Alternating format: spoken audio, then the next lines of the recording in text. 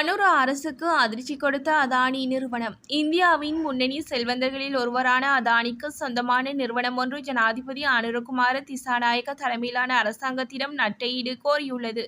புதுப்பிக்கத்தக்க மின் உற்பத்தி திட்டம் தொடர்பில் ஆரம்பகட்ட பணிகளுக்காக செலவிட்ட தொகையை மீள செலுத்துமாறு அதானி நிறுவனம் அரசாங்கத்திடம் கோரியுள்ளது. முன்னாள் ஜனாதிபதி ரணில் விக்ரமசிங்க அரசாங்கத்தால் ஒப்புதல் பெற்றிருந்த அதானி நிறுவனத்தின் $442 மில்லியன் மதிப்பிலான காற்றாலை மின் உற்பத்தி திட்டத்தை தற்போதைய தேசிய மக்கள் சக்தி அரசாங்கம் ரத்து செய்துள்ளது. நாட்டில் மருந்துகளுக்கு கடும் தட்டுப்பாடு. ஆன்டிபயாடிக், மயக்க மருந்து மற்றும் வலி நிவாரணி போன்ற மருந்துகளுக்கு கடும் தட்டுப்பாடு நிலவுவதாக எதிர்க்கட்சித் தலைவர் சஜித் பிரேமதாச தெரிவித்தார். பிலியந்தலையில் மக்கதங்கன சங்கல்பவ விகாரையில் நடைபெற்ற நிகழ்வில் உரையாற்றும் போதே எதிர்க்கட்சித் தலைவர் சஜித் பிரேமதாச மேற்கண்டவாறு கூறினார். உடனடியாக வெளியேறுங்கள், ஈரான் அரசு அதிரடி உத்தரவு. ஈரான் நாட்டில் வசிக்கும் ஆப்கானிய குடியேறிகள் மற்றும் அகதிகளை வெளியேறுமாறு உத்தரவு பிறப்பிக்கப்பட்டுள்ளது.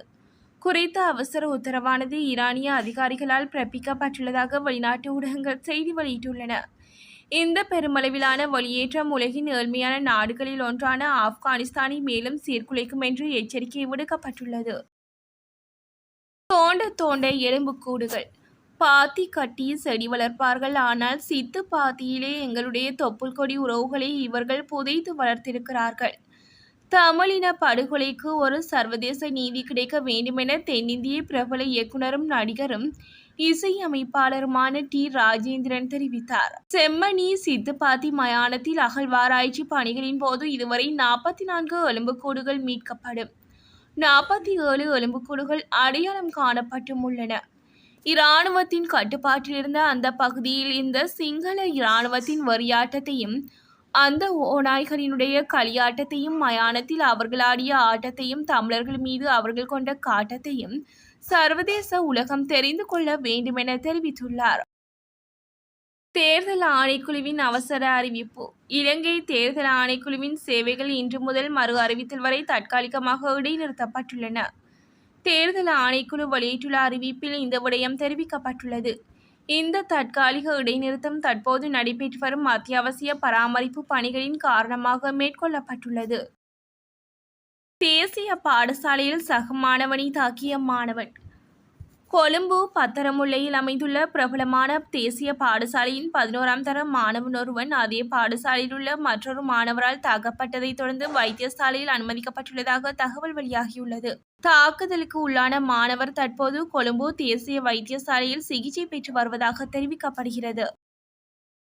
காணாமல் போன இந்திய கடல் தொழிலாளர்கள் மீட்பு.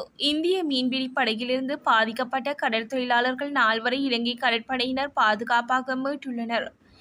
இந்தியாவின் மீன்பிடி படகொன்று எந்தவொரு தொடர்பும் இல்லாமல் காணாமல் போயுள்ளதாக மும்பையில் உள்ள கடல்சார் தேடல் மற்றும் மீட்பு ஒருங்கிணைப்பு மையம் இலங்கையில் உள்ள கடல்சார் தேடல் மற்றும் மீட்பு ஒருங்கிணைப்பு மையத்திற்கு தகவல் வழங்கியுள்ளது.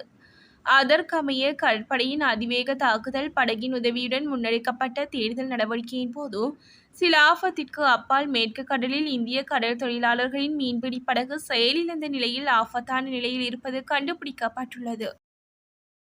மக்களுக்கு மகிழ்ச்சி தகவல். கடந்த சில மாதங்களாக 220 ரூபாவுக்கு விற்கப்பட்ட தேங்காய் தற்போது சந்தையில் 100 முதல் 170 ரூபா வரை பல்வேறு விலைகளில் விற்பனை செய்யப்படுவதாக தெரிவிக்கப்படுகிறது. சந்தையில் தேங்காய் விலை வேகமாக சரிந்ததால் தேங்காய் விற்பனை அதிகரித்துள்ளதாக வியாபாரிகள் தெரிவிக்கின்றனர். இதனால் தங்கள் வருமானமும் அதிகரித்துள்ளதாக வியாபாரிகள் தெரிவித்தனர். சம்பள பட்டியலை சமூக வலைதளத்தில் வெளியிட்ட எம்பி. எதிர்க்கட்சி நாடாளுமன்ற உறுப்பினர் ஜகத் விதான தனது சம்பள பட்டியலை சமூக வலைதளத்தில் வெளியிட்டுள்ளார். தனது முழு சம்பளத்தையும் சமூக பணிகளுக்காக பயன்படுத்துவதால் சம்பள பட்டியலை வெளியிட முடிவு செய்ததாக நாடாளுமன்ற உறுப்பினர் கூறினார். ஊடகம் ஒன்றுக்கு வழங்கிய செவ்வியொன்றிலே அவர் இவ்வாறு கூறினார். துமிந்த திசாநாயக்கவுக்கு விளக்கமறியல் நீடிப்பு. முன்னாள் அமைச்சர் துமிந்த திசாநாயக்க உள்ளிட்ட 3 எதிர்வரும் 15ஆம் திகதி வரை மீண்டும் விளக்கமறியலில் வைக்குமாறு கல்கிஸ்ஸை நீதவான் நீதிமன்றம் இன்று உத்தரவிட்டுள்ளது. சிறைச்சாலையில் தடுத்து வைக்கப்பட்டுள்ள துமிந்த திசாநாயக்க உள்ளிட்ட 3 இன்று நீதிமன்றில் முன்னிலைப்படுத்தப்பட்ட போதே இந்த உத்தரவு பிறப்பிக்கப்பட்டுள்ளது.